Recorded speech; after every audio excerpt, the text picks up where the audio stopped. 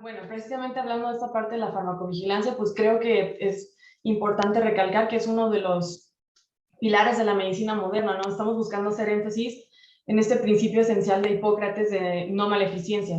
La historia de la farmacovigilancia es bastante rica, sus definiciones variadas y la aplicación en ocasiones bastante complicada. Se busca con esta sesión estimular a todos los compañeros del área de salud a comprometerse precisamente con el proceso de farmacovigilancia en pro de mejores desenlaces para nuestros pacientes. Yo voy a presentar, que soy Alexa Basúa Jerez, residente segundo año de psiquiatría, y me coordinó el doctor Ismael Aguilar Salas, médico adscrito al servicio de geriatría y titular del Centro Institucional de Farmacovigilancia, a quien agradezco todo su apoyo, asesoramiento y dirección. En el temario que vamos a estar viendo en este momento, pues incluye una revisión breve de la historia de la farmacovigilancia, un repaso y comparación de las diferentes definiciones que la competen. Queremos hablar del proceso de farmacovigilancia en México como tal y cómo es llevado a cabo en nuestro instituto también. Además de una revisión amplia de los artículos bibliográficos que mandamos para su revisión y pues también hablar un poco de las conclusiones que sacamos de esto. En cuanto a la historia de la farmacovigilancia, pues tenemos que saber que empezó precisamente hace 170 años. Es esencial conocer los orígenes del concepto. En sí, farmacón es un vocablo griego que habla de sustancia médica y vigilia un vocablo latín que habla de observar. En cuanto al inicio, fue el 29 de enero de 1848, cuando Hannah Greener, que le estaban haciendo un procedimiento quirúrgico de rutina, una apendicectomía en ese tiempo, en Inglaterra, le utilizaban como anestésico el cloroformo y falleció a causa de esto. Y fue cuando el médico encargado empezó a notar esta situación y se empezó a hacer la asociación entre los medicamentos y que no solo nos beneficiaban, sino que nos dañamos. Hablando de un poco de la historia, aquí tenemos una línea del tiempo sacada del artículo de Fournier, donde pues es importante recalcar algunos de los eventos más importantes de la farmacovigilancia. El primero pues es el que comentábamos en 1848 sobre la muerte de Hannah por cloroformo, y en 1937 en Estados Unidos se vio un registro de muertes de 170 pacientes al usar un elixir que es sulfanilamida, el cual era pues, utilizado para infecciones respiratorias, que contenía el excipiente precisamente de etilglicol, en donde pues, se empezó a asociar la muerte de estos pacientes pues, que fallecían por una toxicidad nefrótica, donde se pues, conoció la toxicidad de esta situación.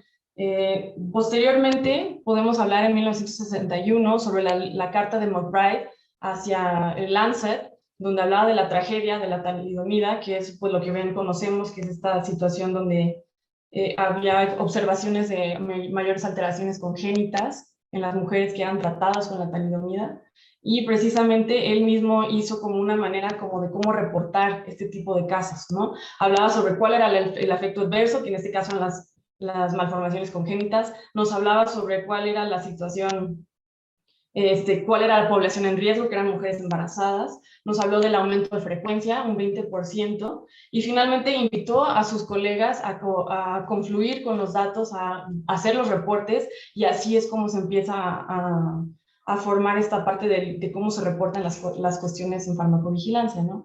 En 1968, la institución pues, más grande de salud del mundo, es la OMS, inició el programa de monitoreo internacional para los medicamentos. Precisamente nosotros nos unimos un poquito más tarde, en 1998, pero pues sí somos parte de este programa que se está tratando de implementar a nivel mundial, ¿no? Y la mayoría de los países ya están incluidos. Una de las situaciones es que pareciera que no aprendemos de nuestros errores, precisamente con esta situación del solvente dietilglicol.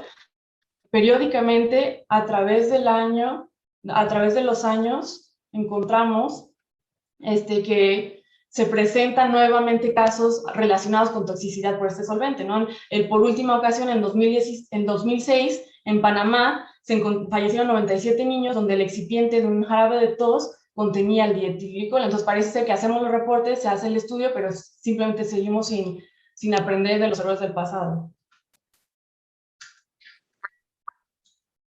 Hablando un poquito más de las definiciones que hay en la farmacovigilancia moderna, pues una de las principales podría ser la definición de la OMS, donde ellos nos definen la farmacovigilancia como la ciencia y las actividades relacionadas con la detección, evaluación, entendimiento y prevención de efectos adversos o cualquier problema relacionado con los medicamentos. Los alcances de la farmacovigilancia según la OMS son errores en la prescripción, medicamentos de baja calidad, medicamentos poco eficaces, mal uso y o abuso de medicamentos e interacciones medicamentosas. Y precisamente de esto último es lo que vamos a hablar en los artículos, de las interacciones medicamentosas. Según el Comité Europeo, la farmacovigilancia se define como el proceso y ciencia de monitorizar la seguridad de medicamentos y tomar acción para reducir los riesgos e incrementar los beneficios de los medicamentos. Ellos nos comentan que las acciones que competen en la farmacovigilancia es recolectar y manejar datos de seguridad de medicamentos, un manejo proactivo del riesgo asociado al uso de medicamentos y comunicar e informar a inversionistas y pacientes sobre todos los hallazgos que se van recopilando con este sistema. Precisamente hablando de esto, pues estábamos hablando de las definiciones y en el caso de la RAI, recientemente en la parte latinoamericana ya estaba agregada farmacovigilancia, pero recientemente a la parte de la lengua española formal agregaron farmacovigilancia, entonces estamos avanzando con eso. Aquí nosotros tenemos nuestro propio marco jurídico para pues definir la farmacovigilancia, está en la norma oficial mexicana 220 SSA 2016, y aquí la definición es las actividades relacionadas con la detección, evaluación, comprensión y prevención de los eventos adversos, las sospechas de reacciones adversas, las reacciones adversas y los eventos supuestamente atribuibles a la vacunación o inmunización, o cualquier otro problema de seguridad relacionado con el uso de medicamentos y vacunas. Dentro de los términos que creo que sería importante definir y donde tenemos que hacer un poco la diferencia de cómo lo están definiendo en la OMS y la NOM, es el evento adverso, por ejemplo. En el evento adverso, para la OMS, es una ocurrencia médica asociada de manera temporal con el uso de un producto medicinal, pero no necesariamente relacionada con la causa. En la NOM es cualquier suceso médico indeseable que pueda presentarse en un sujeto de investigación durante la etapa de investigación clínica de un medicamento o vacuna, pero que no necesariamente tiene una relación causal con el mismo. Este término en ocasiones hace algún tipo de confusión, ¿no? Porque, por ejemplo, aquí en el hospital hablamos de evento adverso en el caso de un error en la administración de medicamentos o cuando existe un error pues, en las indicaciones, pero en este caso la NOM no lo define como exclusivamente la parte de investigación, sin embargo, en las organizaciones mundiales estamos hablando de cualquier ocurrencia médica de manera temporal, ¿no? Entonces, la diferencia ahí. En cuanto a efecto adverso, la NOMS nos lo define como una reacción nociva y no deseada que se presenta tras la administración de un medicamento a dosis utilizadas habitualmente en la especie humana para prevenir, diagnosticar o tratar una enfermedad o para modificar cualquier función biológica. La NOM nos habla de una respuesta adversa medicamentosa cuando la respuesta no deseada de un medicamento en la cual la reacción causal con este es al menos personalmente atribuible. En este caso sí se puede ver la similitud en las definiciones. Y hablando pues precisamente de una de las reacciones adversas que nos competen en este seminario, pues es la interacción medicamentosa, ¿no? Que es una reacción entre dos o más medicamentos o entre un medicamento, alimento, bebida o suplemento. Aquí nos vamos a enfocar básicamente en el medicamento, pero recordar que no solo tiene que ver con eso, sino que con todos los demás, pues, situaciones que entran a nuestro cuerpo y que pueden modificar cómo los medicamentos reaccionamos a ellos y cómo, pues, la efectividad de estos. Otro término que es importante definir, precisamente porque es algo que está incluido dentro del artículo, es la prescripción potencialmente inapropiada, que lo podemos abreviar como PPI. Este hace referencia a la situación en la que el riesgo de sufrir efectos adversos con un fármaco supera el beneficio clínico, cuando existe una alternativa terapéutica más segura o eficaz, y a la omisión de medicamentos que deberían estar indicados en un paciente por su beneficio clínico, pero que no se han prescrito.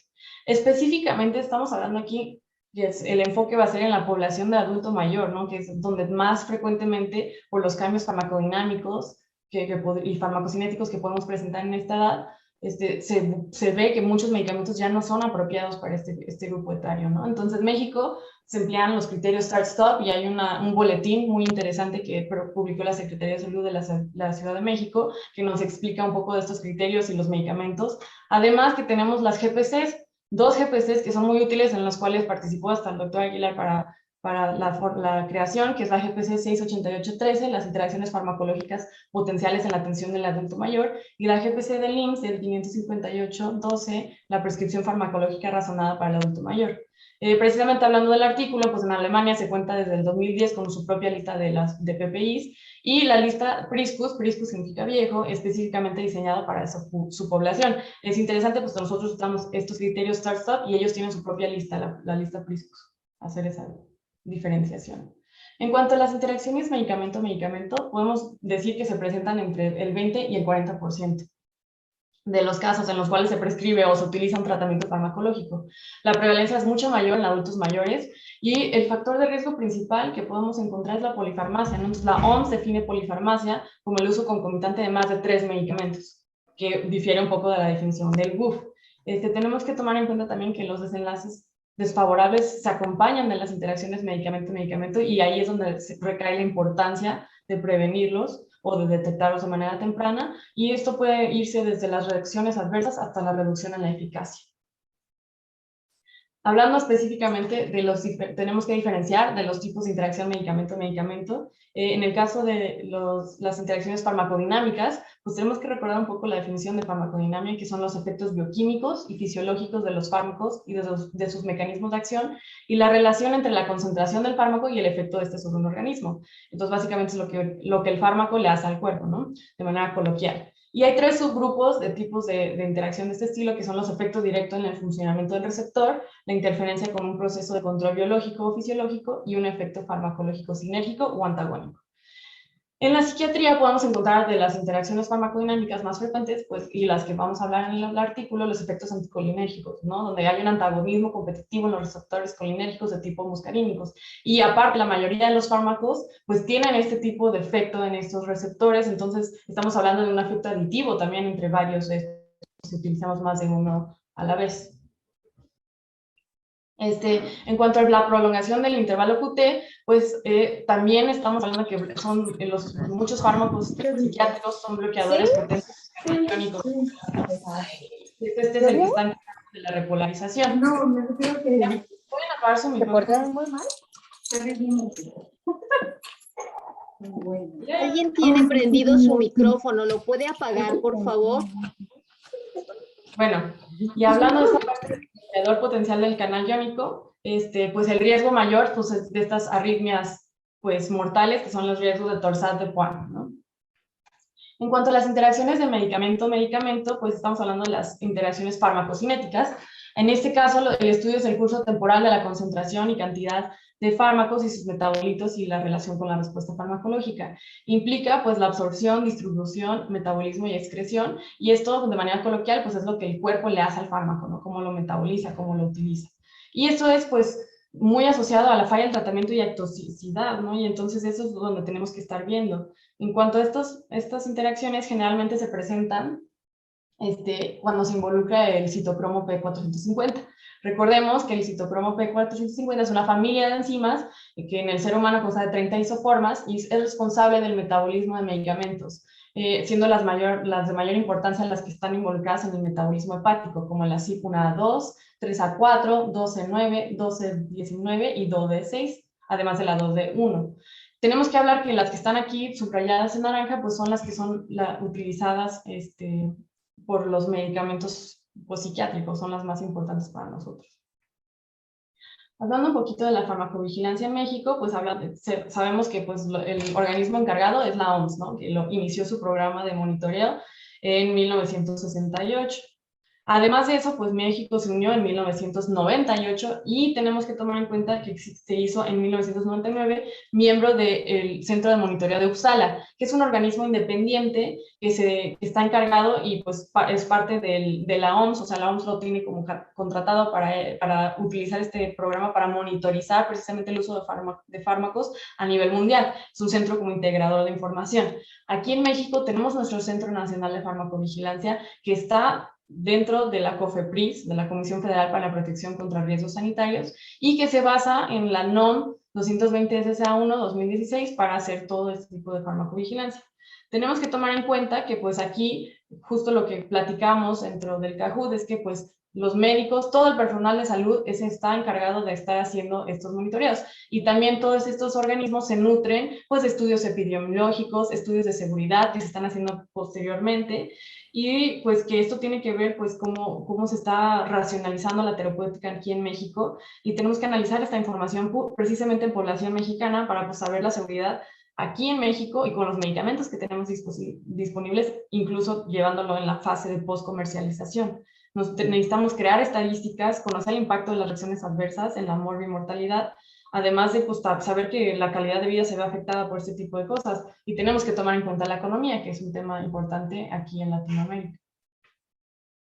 Aquí, hablando de farmacovigilancia en México, pues justo el 9 de septiembre se llevó a cabo el programa de fortalecimiento de la farmacovigilancia para un mundo post-COVID-19, y aquí específicamente en México tuvimos la participación del doctor Salvador Alvarado López, que es el oficial de farmacovigilancia para Latinoamérica en el Centro de Monitorización de Uppsala. Es colaborador del doctor Aguilar y es amistad cercana, y él precisamente es el que está llevando toda la parte de Latinoamérica allá en el Centro Integrador de Uppsala, ¿no? Entonces aquí él tomé la libertad de tomar una parte de su presentación donde nos hablaba de esta parte de qué tienen que hacer los miembros de la OMS, del Comité de Vigilancia de los Fármacos, ¿no? Entonces, precisamente tenemos dos bases de datos, el VigiFlow, que es la base de datos nacional, donde se reportan las reacciones adversas y las reacciones adversas asociadas a la vacunación. Y aquí, pues, nos habla de quién tiene que hacer los reportes, ¿no? Tenemos la industria, que tiene que hacer reportes, los centros regionales de farmacovigilancia, hospitales, clínicas, como centros de integradores de información, además de los pacientes y profesionales de salud que mediante e-reporting pueden empezar ellos mismos a nutrir esta base de datos. Esta base de datos, a su vez, nutre la VGBase, que es una base de datos mundial, donde se nutren de todos las bases de datos, y precisamente tenemos algunos visualizadores como el Vigilize, donde podemos buscar datos de análisis, detección de señales a nivel mundial, VigiAccess, donde podemos ver estadísticas simples, y todo esto está llevado a cabo por el Uppsala Monitoring Center.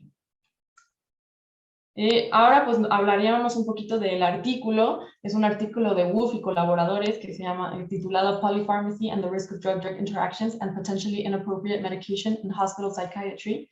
La revista es Pharmacoepidemiology and Drug Safety, y el factor de impacto pues es de 2.918.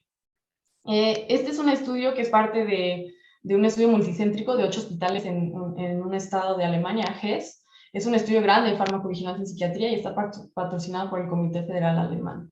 En cuanto a los antecedentes, tenemos que recordar que pues, tenemos más de 130 medicamentos aprobados para trastornos psiquiátricos. Precisamente tenemos muchas opciones, aunque pareciera a veces que estamos muy limitados, y tenemos que considerar que la polifarmacia es un riesgo que está en el día a día.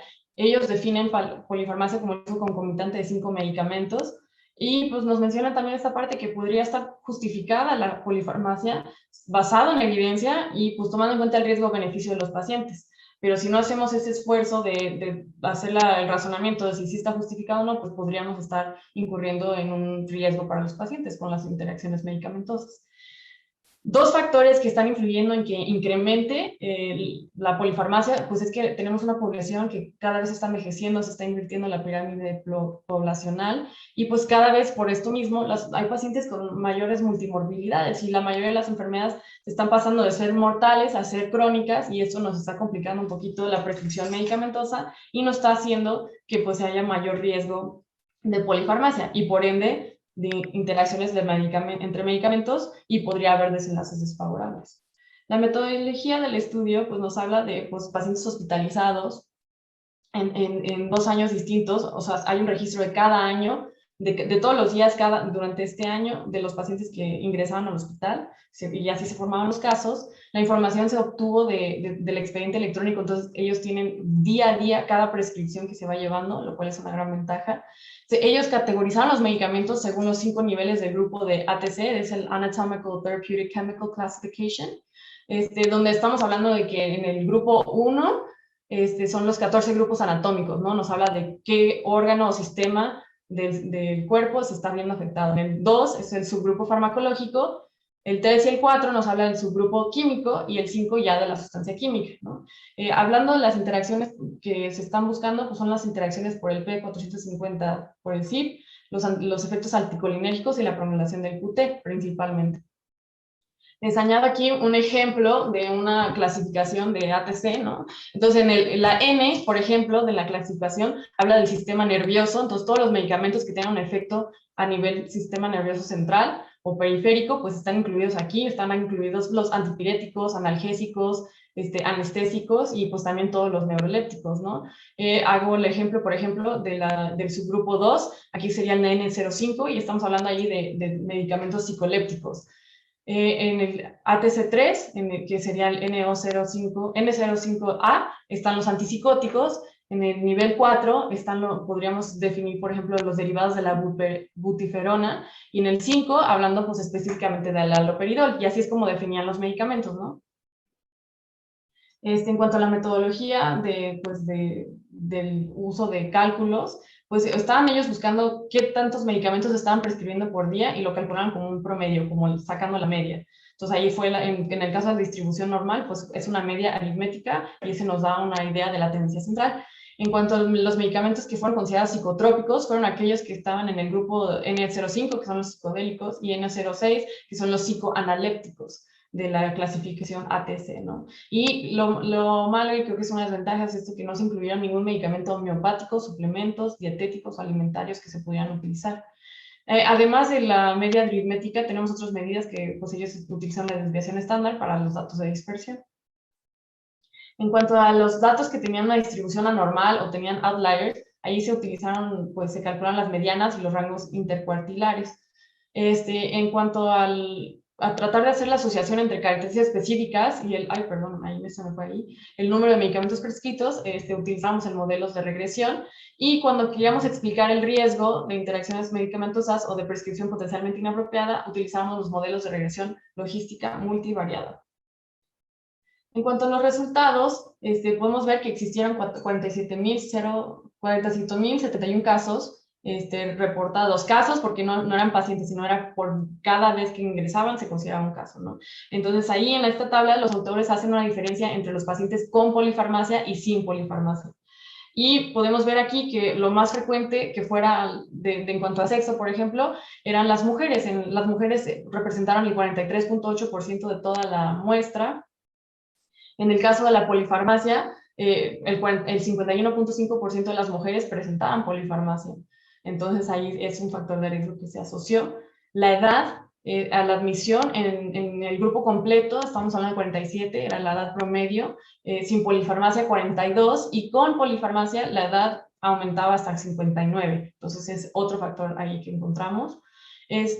Los autores encontraron que la escala de funcionamiento global en la admisión se consideró el cambio de admisión a egreso pues en algo estadísticamente significativo, pero si podemos ver los números, pues estamos hablando de una diferencia mínima. Clínicamente no sería significativo, pero estadísticamente sí lo fue. Evidentemente, hablando de pacientes de mayor edad, pues estamos hablando probablemente de mayores comorbilidades. Entonces, en el caso de los pacientes, aquí se calculó la mediana, y en el caso de los pacientes con polifarmacia, llegaban a tener hasta 5 de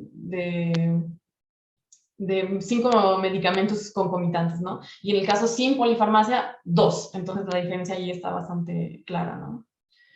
Aquí en esta tabla podemos ver los grupos de medicamentos prescritos más frecuentemente según el grupo de enfermedades psiquiátricas definidos según el código de CIE-10. En el caso de los F0, que son los orgánicos, aquí tenemos el grupo prescrito, justo lo que le estamos mencionando de la clasificación ATC, donde el N05A son los antipsicóticos, ¿no? Y esos eran los que más frecuentes estaban prescritos. Y estaba seguido por todos estos medicamentos que pueden estar asociados a las comorbilidades, por ejemplo, los antitrombóticos, los del sistema renina-angiotensina, betabloqueadores diuréticos, y de ahí se va la lista, ¿no? Y hasta el final encontramos los ansiolíticos y antidepresivos. Y la proporción aquí estamos hablando de proporción de casos dentro de los días de prescripción. En los F1 son los trastornos de sustancias. Aquí encontramos que verán medicamentos diferentes a los antipsicóticos y a los neurolépticos, los otros del sistema nervioso central, la N7, seguido por antipsicóticos, ansiolíticos y suplementos minerales. En el caso de los CT2, que es esquizofrenia y trastornos psicóticos asociados, pues evidentemente los de prescripción más frecuentes son los antipsicóticos, seguido por ansiolíticos, y llegamos a presentar algunos relacionados con pues, estas enfermedades del ácido. Lo más probable son los inhibidores de la bomba de protones. En los trastornos afectivos, ahí sí tenemos entre los primeros 3 lugares a medicamentos pues, psiquiátricos, los antidepresivos, ansiolíticos y antipsicóticos. Los neuróticos, el F4, también eran los antidepresivos y antipsicóticos hipnóticos. Y en el caso de otras enfermedades, pues precisamente de los más otorgados en un hospital psiquiátrico, pues eran de esta índole. En esta gráfica podemos ver la incidencia de interacciones entre medicamentos y prescripción potencialmente inapropiada en adultos mayores. Eso se ve en el eje de las Y, pues contrastado con el eje de las X, que sería el número promedio de medicamentos que se iban otorgando por día. Si pueden ver, claramente está que se hizo un análisis multivariado y se buscó el riesgo entre medicamentos. En el caso de la polifarmacia, que ellos lo definían como más de 5, el riesgo incrementaba hasta más, pues aquí lo podemos ver, incrementaba hasta más de 3 veces el riesgo de que se presentara una interacción medicamentosa. Aquí este es en el caso del QT. Y pues esto era con un odds ratio de 2.7, ¿no? En cuanto a las prescripciones potencialmente inapropiadas, ahí podemos encontrar que se duplicaba aquí el riesgo de presentarse. Y estamos hablando de que este análisis se hizo controlando para otro tipo de factores, para los factores demográficos y clínicos. Simplemente con la cantidad de medicamentos que se prescribía, se incrementaba la proporción de los casos, ¿no? Una de las cosas que le llamó la atención a los autores y seguramente a todos ustedes que leyeron el artículo es que aquí se dispara luego la parte del QT. Desde 2 medicamentos ya estamos incrementando la proporción de casos de que se lleguen a presentar con este tipo de interacciones medicamentosas. En esta tabla podemos ver, pues nos define las 20 combinaciones de medicamentos más frecuentemente asociados a efectos adversos en este estudio, ¿no? Lamentablemente el perfil de prescripción es bastante distinto al nuestro, pero donde ellos tenían el mayor ofensor, pues es la melperona. Es un antipsicótico estructuralmente similar al haloperidol, y estuvo involucrado en el 35% de los casos de interacciones relacionadas con la CYP405, ya que es un inhibidor potente de la enzima CYP2D6. Pues aquí en México podríamos encontrar algunas combinaciones que nosotros utilizamos dentro de estos estudios. Por ejemplo, en el CYP405, la risperidona y levomepromacina, pues fue hasta 170 casos presentaron esta interacción, ¿no? La risperidona, duloxetina, combinaciones entre quetiapina y carbamazepina, que hemos visto aquí, y aquí unas combinaciones pues un poco distintas, el pantoprazol y ciprofloxacino, ¿no? Que son medicamentos bastante frecuentes en nuestro medio. Ese es para el CYP. En cuanto a las de combinación de QT, pues los que podríamos destacar que se parecen a nuestros perfiles de prescripción, pues la mirtazapina y quetiapina en ocasiones se pueden prescribir de manera en conjunto y llegar a ellos tuvieron 1,225 casos y fue el 5% de la muestra, ¿no? Y quetiapina, venlafaxina también, que nosotros, pues la verdad, la quetiapina sí es uno de nuestros medicamentos que prescribimos frecuentemente, pues aquí estamos hablando de 976 casos, el 4%. En cuanto a las combinaciones anticolinérgicas, pues podemos ver que pues cuántas veces no tenemos a pacientes que con el antipsicótico de olanzapina presentan extrapiramidales a gramos biperideno, y estamos hablando que este también es un factor de riesgo para una interacción medicamentosa anticolinérgica. Estamos hablando de 380 casos que tuvieron ellos, pues 12%. Y así notamos en la lista. Y acá las interacciones, las prescripciones inapropiadas en los adultos mayores, que ellos definieron como aquellos mayores a 64 años, pues precisamente cuántos pacientes no tenemos la prescripción con lorazepam. Más de 2 miligramos ya se considera pues una prescripción inapropiada, y aquí estamos hablando que ellos tuvieron hasta el 18% de estos casos con lorazepam, haloperidol, por ejemplo, o olanzapina, más de 10 miligramos, pues ya es una prescripción inapropiada. Dimenhidrinato, Dramamine, que utilizamos para el mareo, aquí 4%. Entonces, con este caso, pues, con este artículo, pues hablar un poco de esta parte, que pues 1/3 de todos los pacientes presentaban polifarmacia, de todos los pacientes estudiados, que fueron 47,000 casos. 51% tenía más de un psicotrópico, que fueron definidos como los N05 y los N06, ¿no? De la ATC. Y pues los factores de riesgo pues, asociados a polifarmacia pues, eran adultos mayores, mujeres era más frecuente que pasara y con más comorbilidades.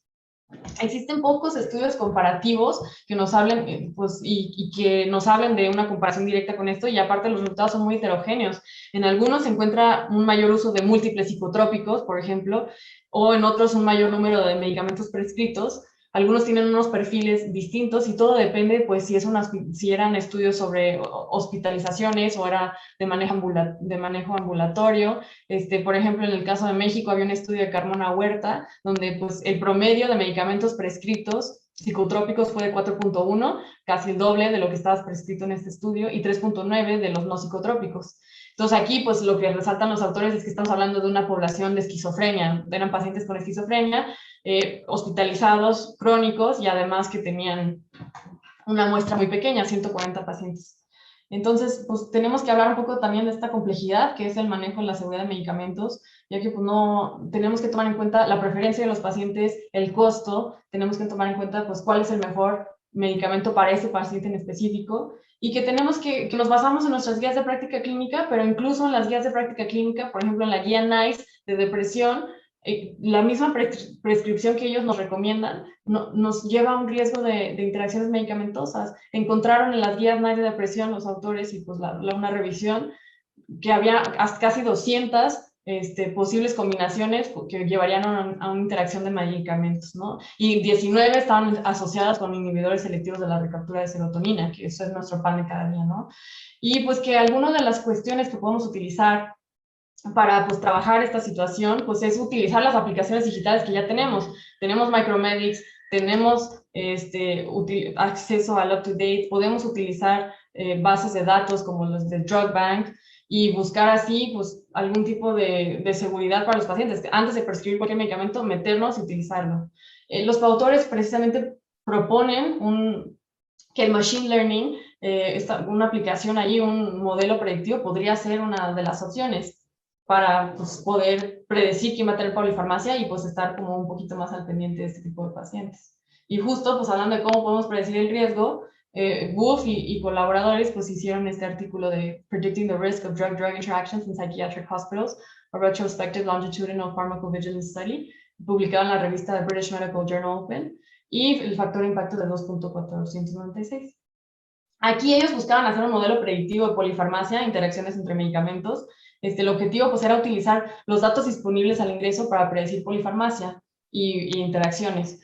O sea, todos los datos que ellos podían recabar pues, con las notas de ingreso, con la información que presentan los pacientes al ingresar al hospital, si de esa información podrían encontrar un modelo predictivo y precisamente querían buscar utilizar ese modelo y ponerlo en una población pues donde no fue creado, o sea, crear el modelo en base a algunos casos y aplicarlo en otros casos. Quieran evaluar el poder predictivo y la utilidad de un modelo de Machine Learning, ¿no? Utilizaron los métodos del boosting de gradiente para predecir los desenlaces retrospectivamente y pues querían probar el modelo en pacientes no estudiados, que es lo que les comentaba. Aquí podemos hablar de que había un gran número de episodios, digamos 53.909 casos, episodios, donde pues las áreas bajo la curva ROC pues fueron excelentes, 0.83 para predecir polifarmacia y aceptables, 0.72 para predecir interacciones entre medicamentos. Y esto es comparándolo con criterios clínicos estándar, ¿no? De los pacientes que ingresaban y tú dices, no, pues este paciente podría ser en riesgo, utilizaron estas curvas, ¿no? Entonces aquí podemos ver en las curvas están las curvas ROC en la parte de arriba y las curvas recall y de precisión en la parte de abajo que nos ayudan a tratar de quitar el sesgo de las curvas ROC que se podrían hacer. Las letras A hablan de una precisión de 90%, de 80%, perdón, las B de 70% y la C de 60%. Los círculos tachados nos están hablando de los puntos de corte donde se maximizó la sensibilidad para esos umbrales, y en la parte gris estamos hablando de esta situación donde no era algo clínicamente relativo porque está abajo del umbral de precisión que estamos buscando, ahí lo marca. Y podemos ver precisamente cómo aquí, clasificando la 1 menos especificidad y sensibilidad, encontramos los puntos de corte para acá y cómo la área se relaciona con una pues, buena predecibilidad.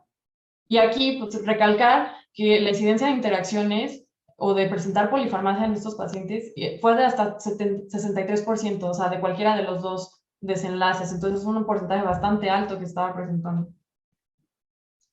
Aquí hicieron una diferenciación los autores de los efectos locales que podrían atribuirse a cada uno de las variables que ellos estudiaron. En el caso de las interacciones medicamentosas, de los más frecuentes, pues eran el número de comorbilidades, la edad a la administración, la utilización, el diagnóstico de dependencia al alcohol, la escala de funcionamiento global a la admisión, la calificación del PANSS, una vez más la comorbilidad, pero que en este caso fuera una cuestión secundaria, no fuera el diagnóstico principal de cualquier trastorno por uso de alcohol, la escala de funcionamiento global a la admisión y el inventario de Beck de depresión a la admisión. En cuanto a la polifarmacia, igualmente, pues evidentemente, pues mientras más comorbilidades, mayor efecto para polifarmacia. Precisamente las comorbilidades del sistema circulatorio fue la número 1, seguido por las comorbilidades, el número de comorbilidades, la edad de la admisión, comorbilidades asociadas a enfermedades metabólicas, endocrinas o crónico-degenerativas, la escala de funcionamiento global a la admisión, la escala clínica de gravedad en la admisión. Además, pues si el paciente estaba involucrado en una admisión de internamiento o una admisión de ambulatoria, y acá, pues que una vez más la comorbilidad con trastorno de consumo de uso de alcohol, pues tenía también que ver con este tipo de outcomes. Las fortalezas de estos estudios, pues es la calidad de la información que se tiene, pues es información completa, la base de datos es electrónica, podemos ver día a día cómo iban cambiando las prescripciones y cómo eso iba influyendo en la aparición bueno, en la potencial aparición o no de interacciones medicamentosas. Es un estudio de 8 centros, sin embargo, podría esto considerarse una desventaja, ya que eran 8 centros manejados por el mismo equipo hospitalario, o sea, son mismo... es dentro de la misma construcción de los hospitales, entonces no sería tanto una fortaleza porque sí es una población muy homogénea, ¿no? Sin embargo, pues nos incluían las interacciones más frecuentes y esto era una parte increíblemente importante pues, para poder definirlos. Y pues, precisamente pues no incluye todas las interacciones potenciales y esa es una de las debilidades. Excluye los medicamentos de uso homeopático y de suplementos alimentarios y lo cual pues en nuestra población que más frecuente es que todos los pacientes estén utilizando el ajo rey o estén utilizando algún suplemento y en ellos ni siquiera lo tomaron en cuenta, ¿no? No hablan, una parte importante también es que no hablan del riesgo específico que tenía cada individuo para interacciones medicamentosas, o sea, no nos hablan si los pacientes tenían estudios de electrocardiograma donde ya tenían alguna alteración, no nos hablan si tenían alteraciones en los laboratorios que nos podrían indicar por qué podría potencialmente tener una reacción adversa al paciente, y esto nos dice que pues, no podemos diferenciar entre una interacción de medicamentos o si realmente era una prescripción inapropiada para ese paciente, precisamente porque ya tenía una condición preexistente que pudiera predisponerlo a una interacción, ¿no? Y aparte que pues es un estudio donde habla sobre las interacciones que ya se conocen de los medicamentos, pero no nos hablan de qué fue lo que realmente pasó con esos pacientes. Sí presentaron efectos adversos, sí se documentó, o sea, porque aquí nos quedamos como, pues pudo haber presentado esto por el tipo de medicamento que se le prescribió, pero no sabemos si sí presentaron alguna de estas situaciones. Y hablando un poco de qué es lo que podemos hacer precisamente cómo podemos hacer esto de incrementar el porcentaje de personal clínico que hace reportes para esto de los efectos adversos. Aquí es un artículo de opinión del JAMA Psychiatry, Transforming Mental Health Care Delivery Through Implementation Science and Behavioral Economics. Nos definen la ciencia de la implementación, que es una ciencia que investiga métodos para incrementar el uso de prácticas clínicas basadas en la evidencia. O sea, el objetivo principal de esta ciencia es que las personas, personal de salud, incremente su uso de prácticas basadas en evidencia, ¿no? Y la economía conductual se define, pues es esto que surgió de la observación de patrones inusuales en la toma de decisiones, donde las personas observaban cómo las personas decidían qué hacían y pues que realmente pues no lo estamos decidiendo por nosotros mismos.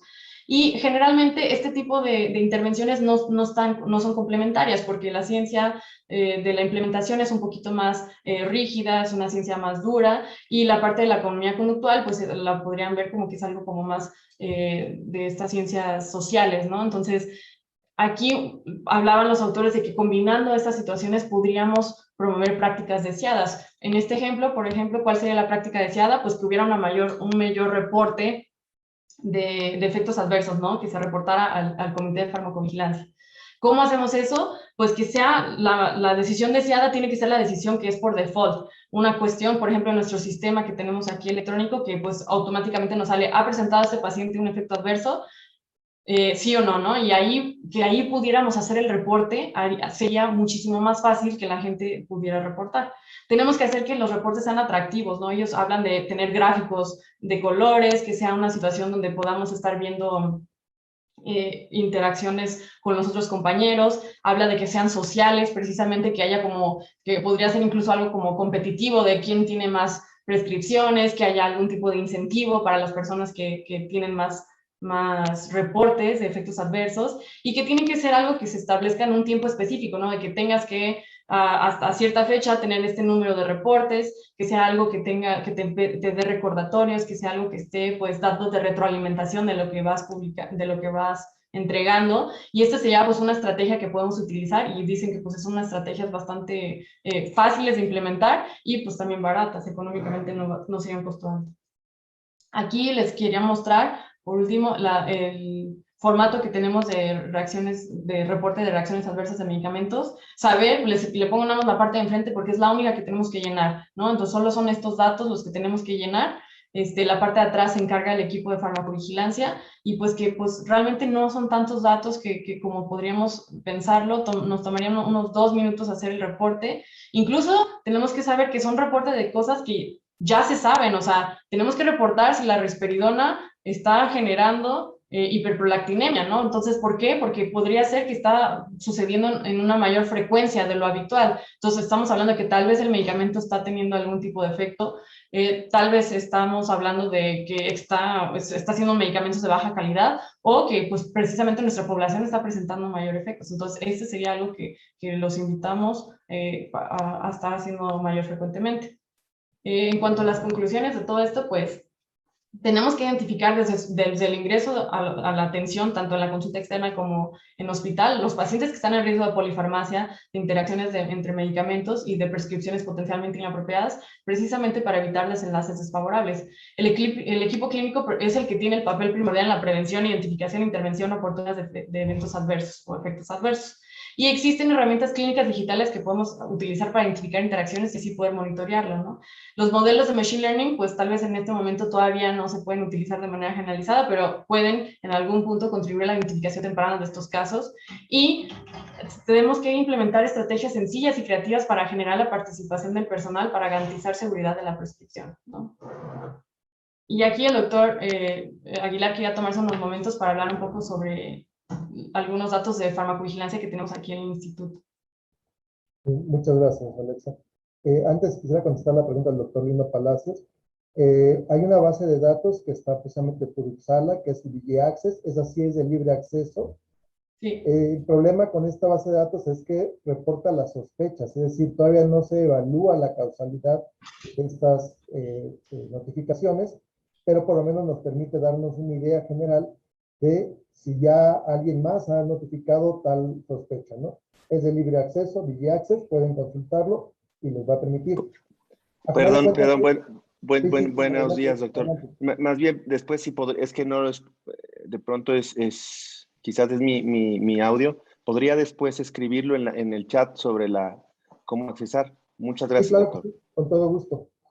Ya el poder consultarlas ya después de la evaluación sí implica un costo, incluso ahorita COFEPRIS es la única que tiene acceso a Vigilize y bueno, permite, cuando vinieron a capacitarnos precisamente acerca de Vigiflow, nos dieron una capacitación especial a algunos, precisamente sobre poder hacer el uso ya con Vigilize, y COFEPRIS es quien tiene la posibilidad, ya con base en ello, de poder emitir precisamente las alertas sanitarias, es lo que nos permite, y además ayuda mucho a comparar precisamente con otros países.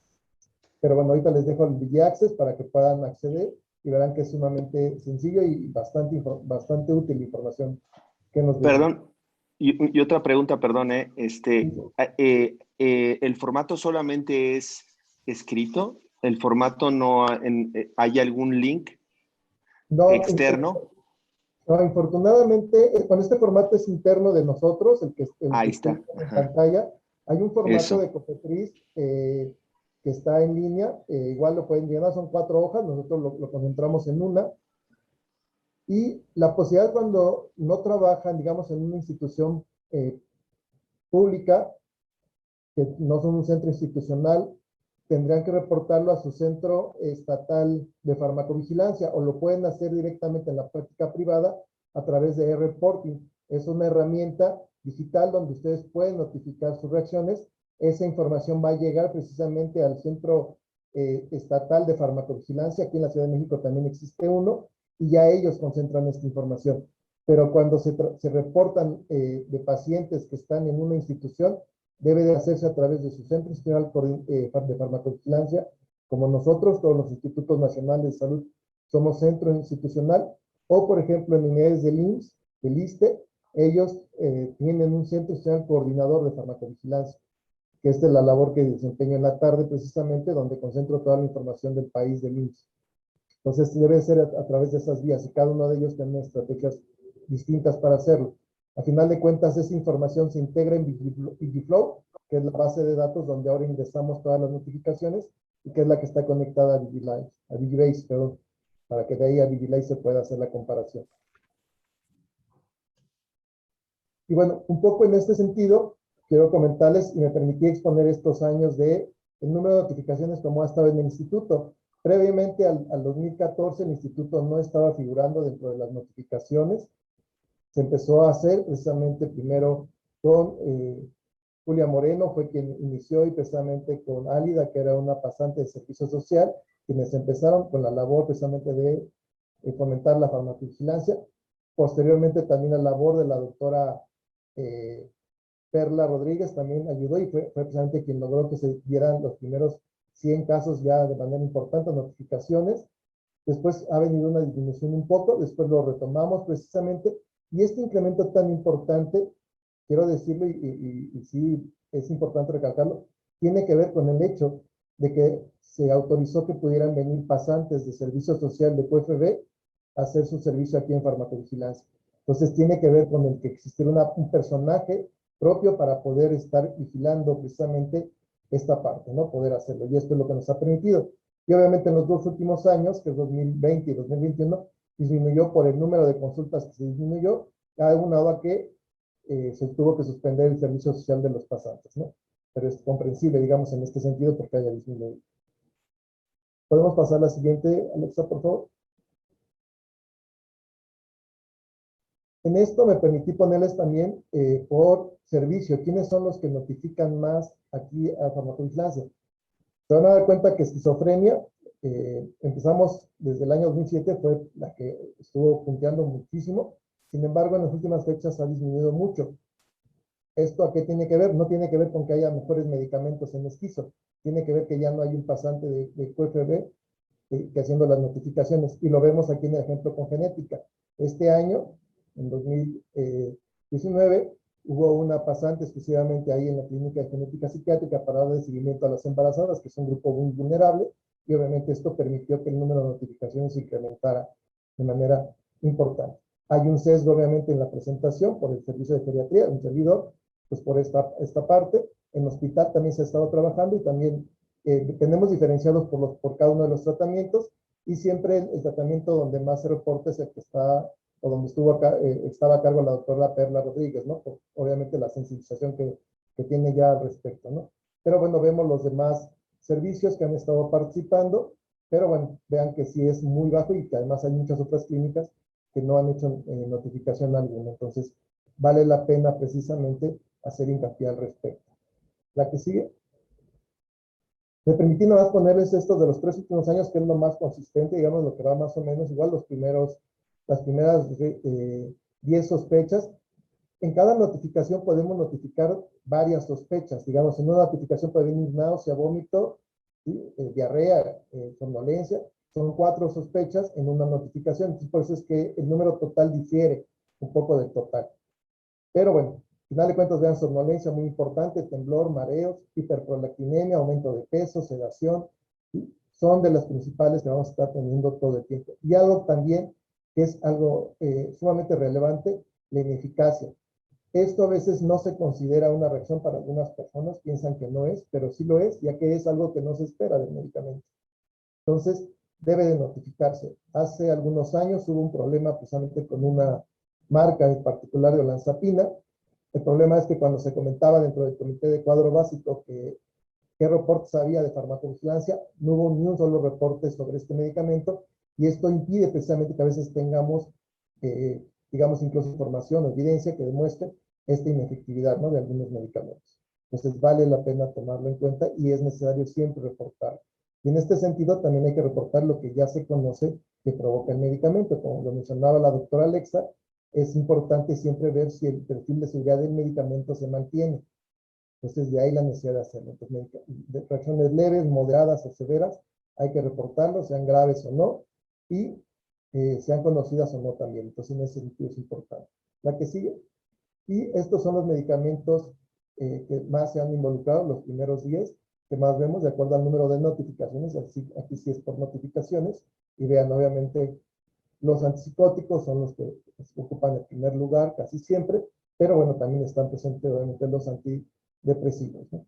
Hay también algunos otros que no ocupan tanto, que tienen que ver mucho con los pacientes que yo trato, y ya vemos antihipertensivos de manera importante. Por eso es que también el riesgo de caídas que tomamos, utilizamos, se decidió utilizar la escala de Dalton porque incluye precisamente los diferentes grupos farmacológicos. Pues bueno, quería presentarles estos datos para, ojalá sirva de reflexión para que puedan valorar y vean, de acuerdo incluso con la comparación de la última pregunta del café, qué tanto realmente estoy haciendo parte de esta prescripción razonada y qué tanto estoy cumpliendo con lo que implicaría darle seguimiento a mi prescripción. Bien. La siguiente. Bueno, no sé si hay algunas preguntas, Alexa. Muchas gracias.